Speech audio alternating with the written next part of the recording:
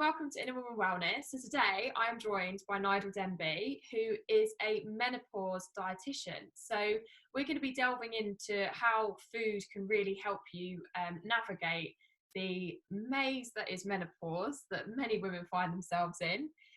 So yeah, Nigel, welcome and thank you for joining us today. Oh, Georgia, it's a pleasure. Thank you.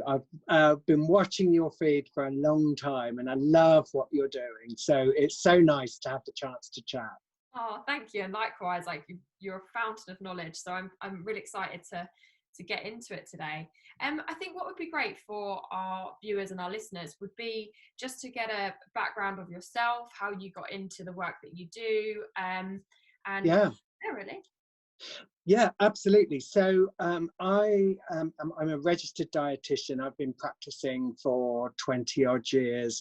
Originally, I was a chef and have always been involved with food. So I love to eat. I love to cook. And a long time ago, I wanted to find a way of continuing to do something with food that had a bit more meaning to it than kind of hospitality. I wasn't certainly a very academic person. So when I realized it was going to be 4 years at uni, and I hadn't even got an O-level in maths, never mind any sciences, I went back and did an access course. So in total, it was 5 years studying to qualify. But it was the best thing I ever did. And I instantly knew that women's health was going to be an area that I was particularly interested in. It became so clear right from the start. And I think also before I trained, coming from a family of matriarchs, I just could see that women were desperately underserved, incredibly confused, incredibly pressured to fit a certain criteria, which actually hardly any women do fit that criteria. And I just thought, I'm not somebody who wants to work on a hospital ward. I want to work out talking to women who can take action. So it's very much about preventative work that I like to do. And also, I think just improving people's quality of life. We are on here for what can seem like a long time, but actually it goes so quickly. And I've seen so many women whose lives have been blighted by trying to achieve that, that elusive perfection if it's about their weight. And I think, gosh, what an awful waste of time to be chasing something that is really a number on the scales half the time. Yeah, and I think that's the really sad thing, because I read somewhere there was like these statistics about how many thoughts women have in a day about what they look like and about their weight, and it was something scary that over the course of a year a woman spends, I think, something like the equivalent of 3 weeks or something, like just thinking about their weight and themselves, and there's so many thoughts a day. And I was like, honestly, and you speak to women and they're like, I've got a loving husband, I've got my kids, but I am still obsessed and fixated. And I think that's what it is so frustrating, that women all across of all ages are still feeling this pressure. And especially like when you're going through menopause as well, like it's such a hard time of your life anyway, but to add that pressure onto yourself, it's an awful. Well, absolutely. And I think once menopause or perimenopause starts kicking in, your body really does completely change, and anything that you might have been able to do in the past to control your weight is highly unlikely to work for you in menopause because of the hormonal changes that are going on. So estrogen completely changes the way, or the lack of estrogen completely changes the way your body lays down fat. And as estrogen levels fall, that triggers your body to lose muscle tissue, which has a massive metabolic effect on the body. It means that you start to need fewer calories every day. And if you don't make changes to your lifestyle, you will almost certainly gain weight. So we see about 75% of women going through the menopause or the perimenopause also, who will gain anything up to around about 1.5 kilos a year as their hormones change. That doesn't sound an awful lot, but the average weight gain in over the whole period of the menopause or the perimenopause will be about 10 kilograms. That's a good dress size. And for a woman, maybe who's never really had to worry too much about her weight before, that can be quite horrifying.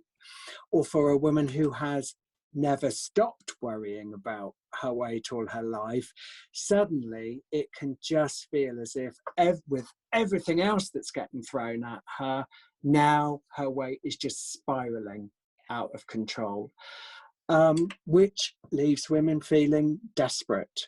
And of course, often looking for crazy magic wand solutions that are really empty promises. Mm-hmm. Makes my job harder, because what I'm always trying to promote is it can seem far less sexy than, you know, the latest diet fad. The problem is, often what happens with a quick fix diet approach is that a lot more muscle tissue is lost before fat tissue is lost, and it can, particularly at this time of life, do more harm than good. So, you know, you will still hear me until banging on about healthy eating, getting more active, less calories in, more calories out. I think what I've learned over the years, though, Georgia, that I've been doing this, is that actually what women really need, nowadays women are very well informed. Most women who come to see me know exactly what they need to do. They know that they maybe drink a bit too much wine, or that their portion sizes are a bit too big, or that when it comes down to sitting down finally in the evening when everything's over, that's when the munchies kick in. You know, it's fairly straightforward. But what's most difficult is actually doing it, making the changes and sticking with them. And that's everything I'm all about, is whatever you are going to have to do to manage your weight in menopause, you are going to have to do for the rest of your life, because you will be a menopausal woman for the rest of your life. In fact, nowadays, you'll probably spend more years in menopause than you did out of them. You know, it's amazing.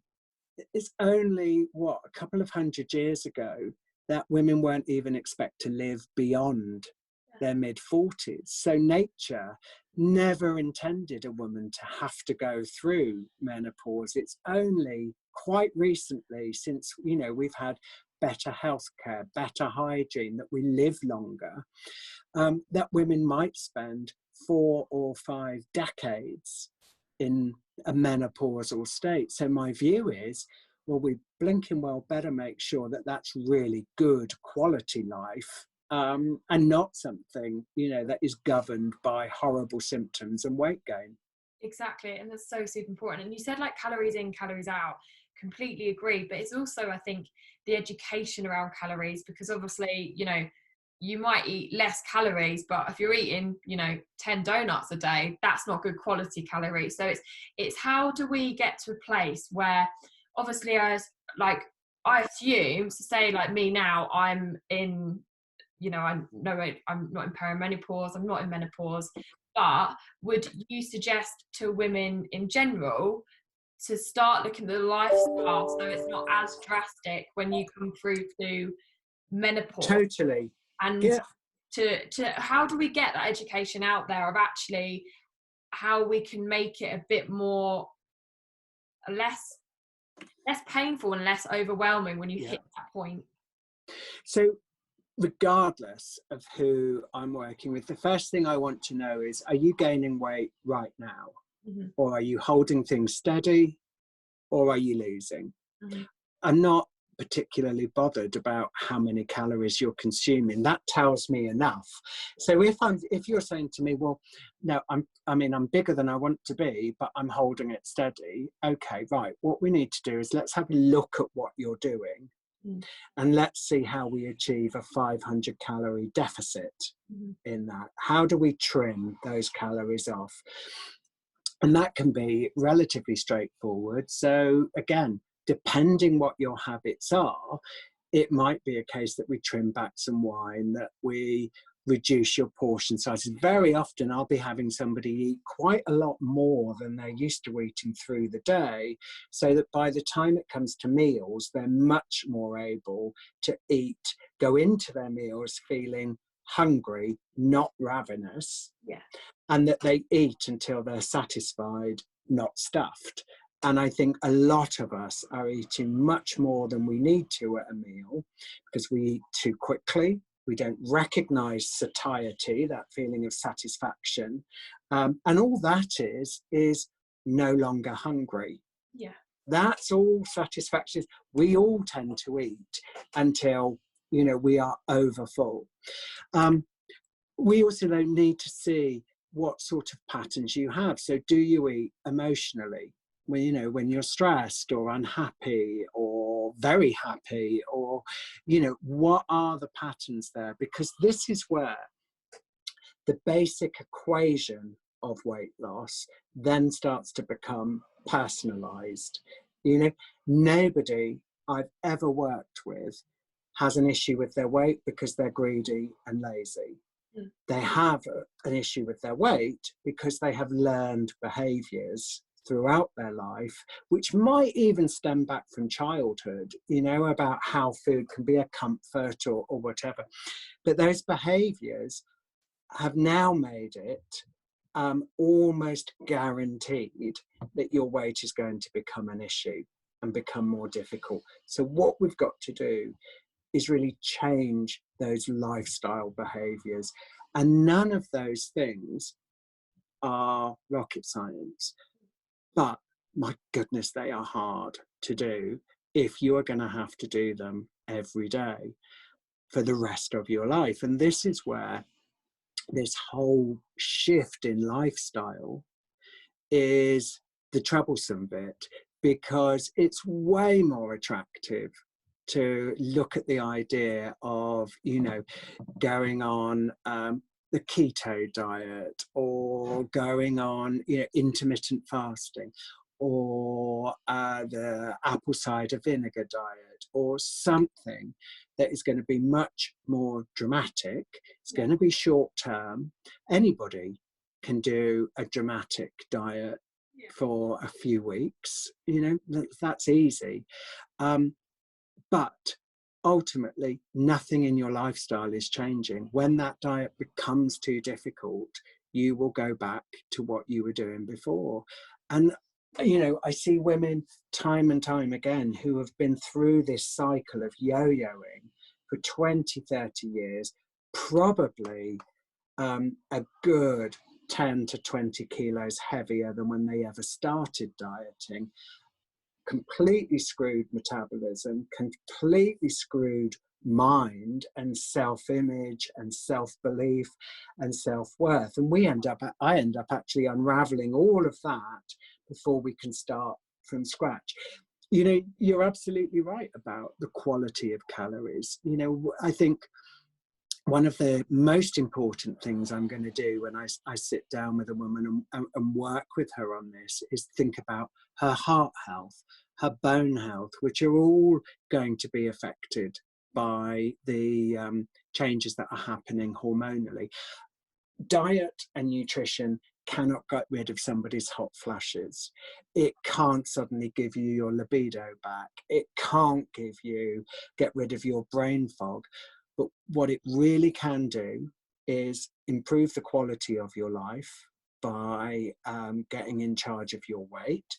It can extend your life And in many instances, it will save your life, because more women will die of a heart attack post-menopausal than anything else. We don't talk about heart disease and post-menopause, but as soon as you lose your estrogen, your risk of heart disease raises to the same as a man's. Nobody talks about that. And so, you know, we have to put, diet is one of the greatest influences on reducing your risk of heart disease. And it's simple, you know, more oily fish, get your fruit and veg in, soluble fiber, lose about 10% of your weight, get a bit more active, less salt, easy things that people know. But I think I'm not even taking a breath, but as you can tell, I get kind of passionate about this. Why I love working with this group of women is there is something about menopause that is a time in a woman's life where she takes stock. She stops. She's probably quite confident about who she is at that point. She's achieved a lot of the things she wants to do. You know, her family are a bit less dependent. She's maybe got where she wants to in her career, whatever. But she's ready to take action, and she's ready to take control. And that, for me, is 70% of what I need, is a woman ready to take responsibility for her life. And that's what I'm asking someone to do. I am not handing them a diet sheet that is a one-size-fits-all, magic wand, quick fix, fad. What I'm actually doing is saying, let's look at what you do. Let's accept that is why you have a weight issue. You haven't got an underactive thyroid. You're not big boned. This is why you eat too much at the end of the day. You drink too much wine. You graze whilst you're getting dinner ready because you're so hungry because you haven't eaten throughout the day. You know, all of these little things, that's what the problem is. Now, let's put some strategies together to change all of that. Let's give you the accountability you want, not bullying, but the accountability that you want. And let's actually put some support together so that you are doing this specifically with somebody like me, and this is my job. Yeah. You know, this is what I do day in, day out. Don't do it with your best mate. Don't do it with your sister. Don't do it with, you know, I don't know, your husband. God, these people all have roles in your life. They're not meant to be your diet buddy. Yeah, exactly.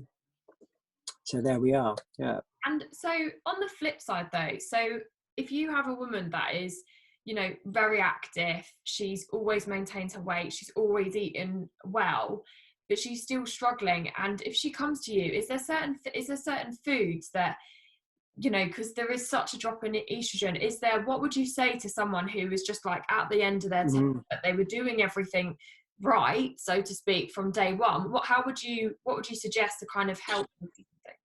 Well, very often what we have to do is look at rather than, it's more common, rather than the foods being the issue, it's often more about the mix of exercise.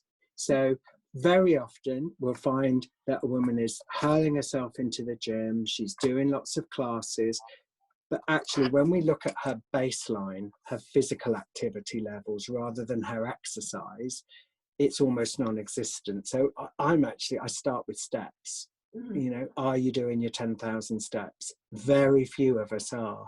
You really have to opt into that. That's the first thing. If you've got your steps to a level that you are active enough, you are going to get so much more benefit out of the planned exercise that you do. And that's well evidenced. You know, this has been shown in clinical trials. It's the thing that will make that difference. But aerobic exercise on its own at menopause is not enough. Yeah. So we've established that you're losing some muscle tissue because, well, we hate the word, essentially your loss of estrogen tells your body you're aging. And aging means that you lose muscle tissue. The beauty of muscle tissue is you can build new muscle tissue, you can replace it. So all you ever do with your fat cells is empty them out or fill them up as you lose and gain weight. Once a fat cell is full, you make a new one, but you will never ever lose those cells. Muscle cells you lose and gain according to how active you are. So we get your 10,000 steps in to complement any exercise you're doing. And then we have a very carefully planned but quite simple range of weight resistance exercise that uses really your body as the resistance. And that can be as simple as Pilates. But it needs to be something that you do regularly, probably 5 mornings a week, and it only needs to be about 15 minutes. But if we can design a range of exercise that tackles your big muscle groups, so upper body and arms, your back, your core and abs, and your bum and your thighs, if we can put a sequence together of that, then that combined with your 500 calorie deficit plus your 10,000 steps is the basic formula that will achieve 99% of the time a weight loss of somewhere between 1/2 and 2 pounds a week. Okay. No more than that.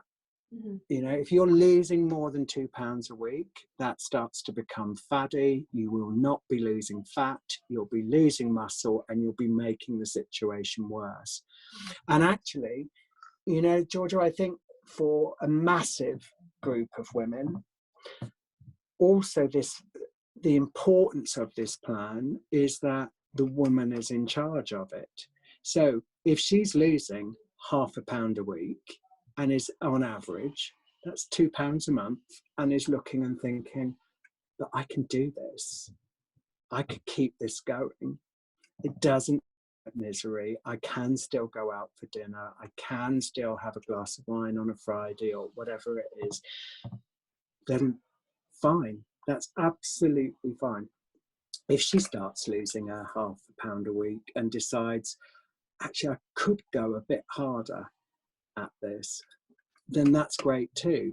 If on the other hand, she's losing 2 pounds a week and thinking, this is really tough though, you know, then we lighten it a little bit, maybe allow it to be a bit slower, but very much work at the rate that is right for that woman, because everybody's different.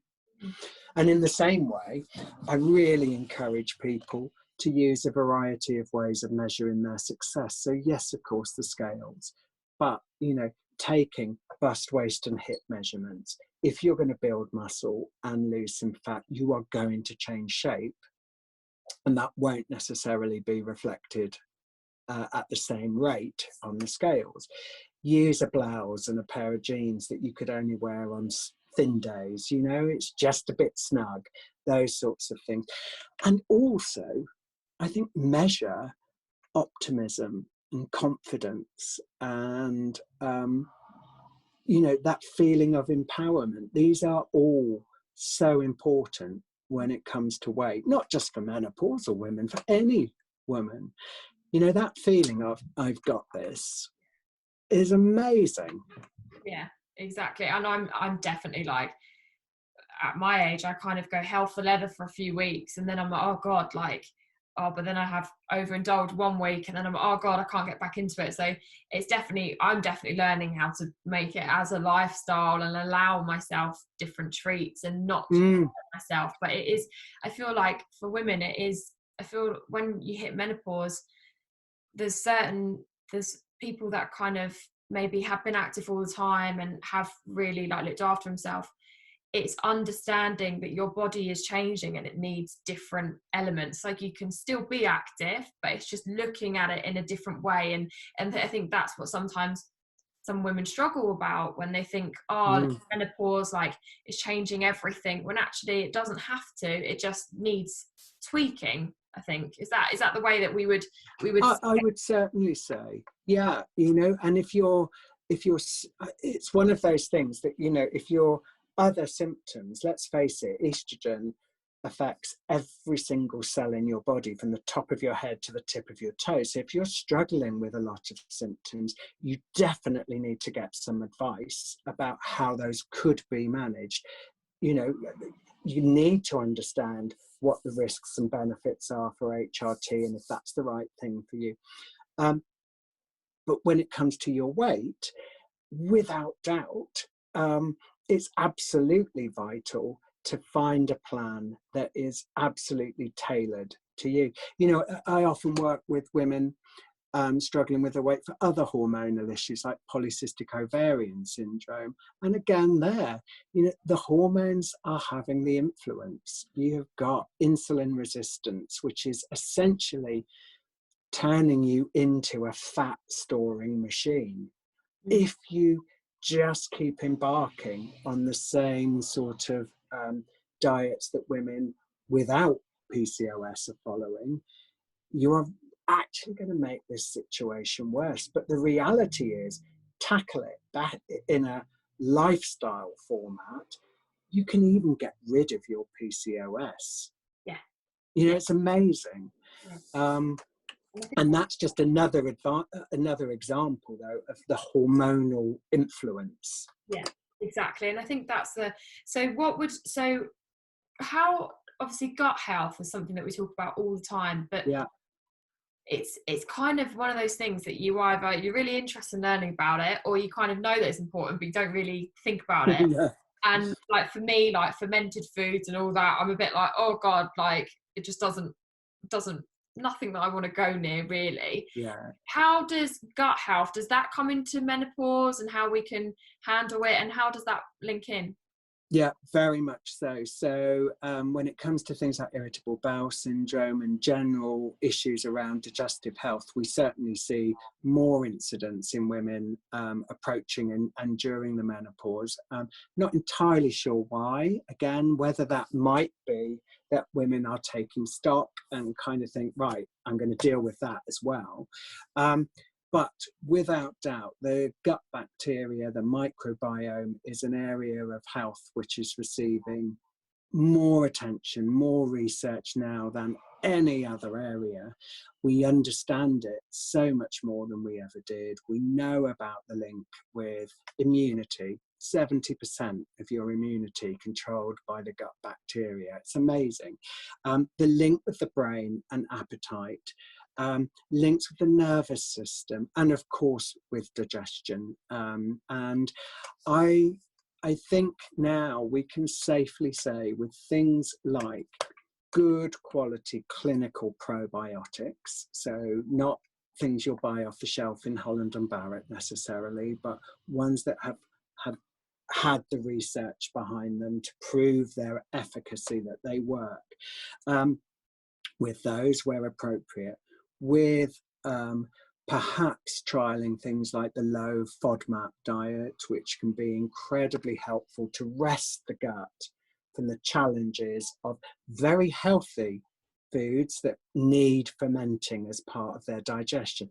That has revolutionized how we treat IBS, makes a massive difference, and often gives the sufferer the information that they need to know exactly which foods will trigger symptoms so they can avoid them, or if they choose to eat them, that they know why they don't feel great the next day. But there are so many other really simple things with digestive health to do. You know, part of what can stress the gut bacteria and stress the digestive system in general is stress. Yeah. You know, people living life at 100 miles an hour or working in environments that are incredibly stressful. You know, personally, lockdown has worked very well for me. I've quite enjoyed it. For a lot of people, you know, I am not a mum who is trying to work at home, homeschool 3 kids, deal with a husband who's working at home, and the chaos that that's all bringing. That's a massive stress for somebody. So we've seen IBS go through the roof in lockdown, which just shows how much stress can have an influence. Again, with all of these things, generally, what it is, and I'll often describe it like this. You kind of build up a toolbox of management techniques to deal with your issue. There isn't one solution, and rarely is there a universal cause. So a bit like, again, with the weight issues, if I'm working with someone with IBS, we've got to pull all of this apart and understand, when did this start? What were the triggers? It's rarely something that just started last month. You know, if you go back over someone's history, you might see a pattern of loads of antibiotics when they were a kid, a bit of a dodgy lifestyle during uni, a bit of traveling, picking up gastroenteritis or food poisoning. Maybe then a simple, not a simple surgery, but something like a C-section, giving, you know, massive trauma to the gut, stressful, busy lives now. And all of a sudden you can trace it back and think, this started when you were 6. Yeah. You know, and now let's just nurture this system, put it right, so you can get on with your life. Yeah, exactly. I think it's so important. And it does baffle me just how interlinked it is to everything, the gut. And for me, I'm a massive believer on and stress contributing to so many things. And I think it just comes out, especially in women, like our bodies react so much more drastically to stress than men. And I think that's something that, you know, our brains have, like, the world's evolved so much, but our bodies haven't kept up with the changes that has happened in the world. So we're still like, oh, there's a tiger, fight or flight, and actually it's just a traffic jam. So it's kind of understanding that we haven't evolved as much as the world around us has. And I always laugh to myself now and try and keep that in my mind, because then it makes me be a bit more forgiving. And I think we can always be our harshest critic, and I think women were very good at putting ourselves down and being hard on ourselves, when actually that only contributes to the stress. You're so right, Georgia. I really like the way you've put that, because the reality is, most of the elements that I deal with, I suppose, really are almost what we call syndromes. Irritable bowel syndrome, premenstrual syndrome, polycystic ovarian syndrome. We could probably call menopause estrogen deficiency syndrome. That's what we should be calling it. And these syndromes and the symptoms that they produce are essentially your body saying, I don't like how you're treating me. Yeah. You know, this isn't going to kill you, but you carry on with this and life is going to get pretty miserable.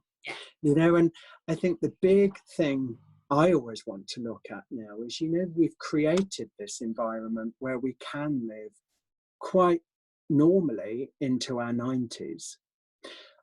The quality of those decades, though, is down to us. Medicine will keep us alive, but we can either be, you know, the old lady sitting in a home, unable to walk across the room, or we can be, there was a woman on my Facebook group yesterday, it's called Harley Street at Home, and it's all about women just taking control of their lives. And I always talk about this 80-year-old woman that you might look at and think, that's what I want to be like.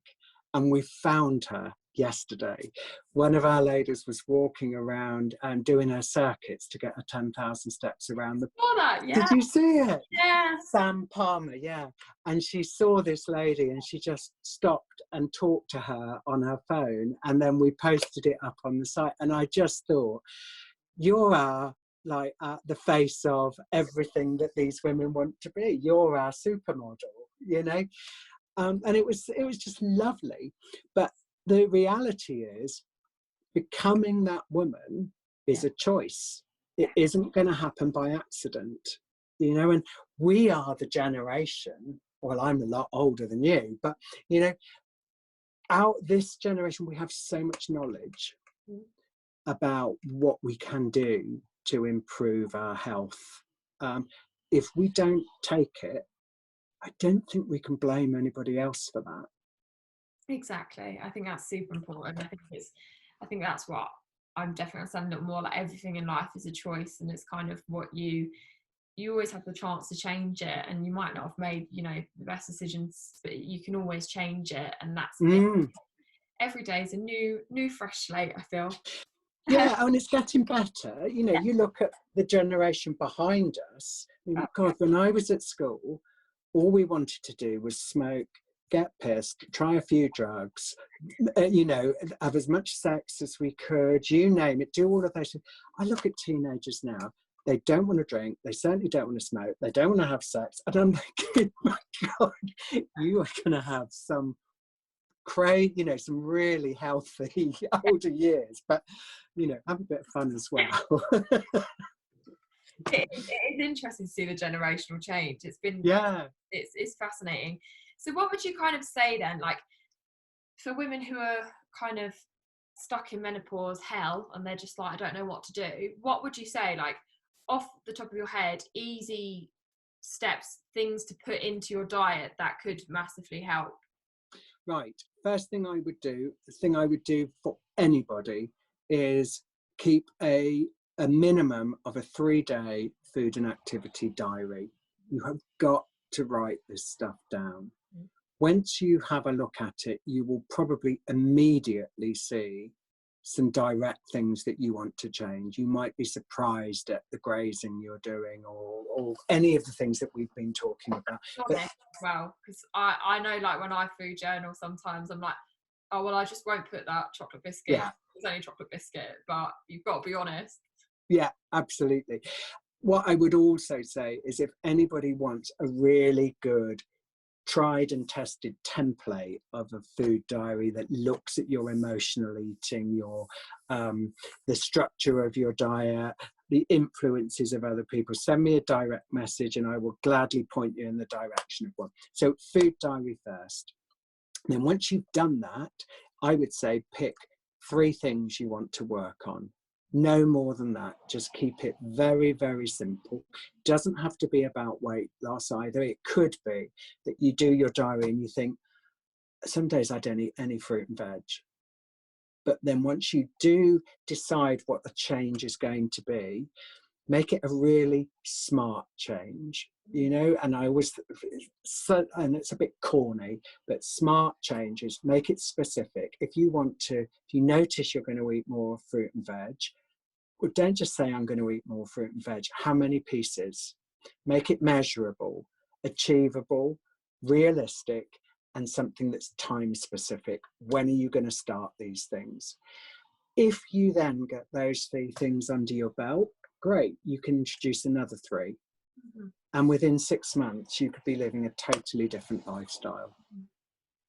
That's really good advice. And I think, like, so with the diet, is it kind of, when you get estrogen deficiency, are there foods, like I read somewhere, isn't it like green leafy veg is good for different hormones and balancing it? Like, what would you kind of off the bat be like, this should be in your diet? Like, if it's not, put this in.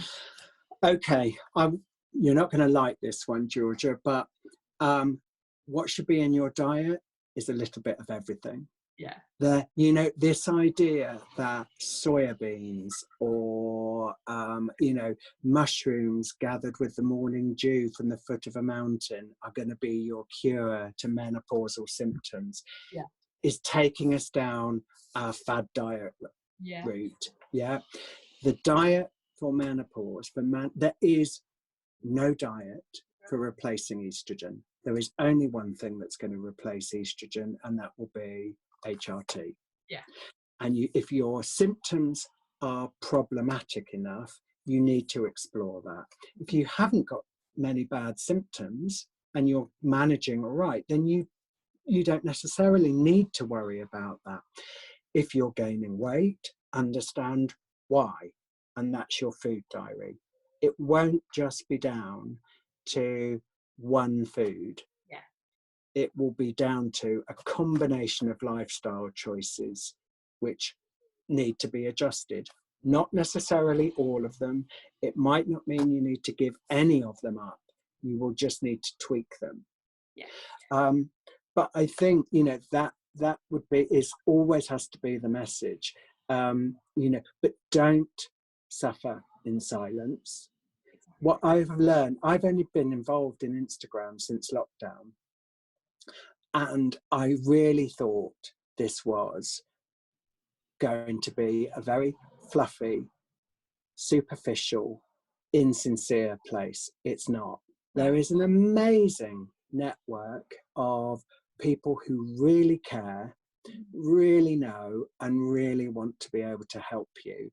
And I think just be brave enough to reach out to people that you like the sound of and see what they've got to offer, because I have been so impressed with Instagram and with this kind of women's health network that there are, that I have met very few people on here that I've thought, yeah, I don't like, you know, I don't trust you. These are good people. Yeah, exactly. They don't suffer.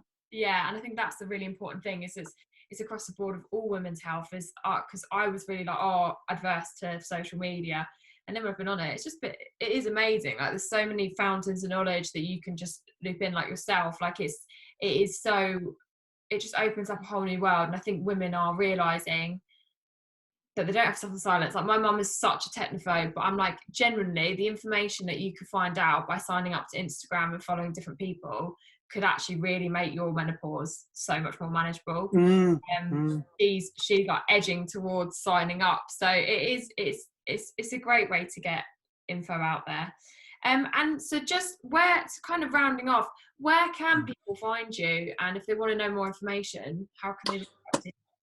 Thank you. Yeah. Well, obviously, I've got my Instagram feed, so that's Menopause Dietitian, and my Facebook group is completely free to join. It's called Harley Street at Home Menopause, and we post.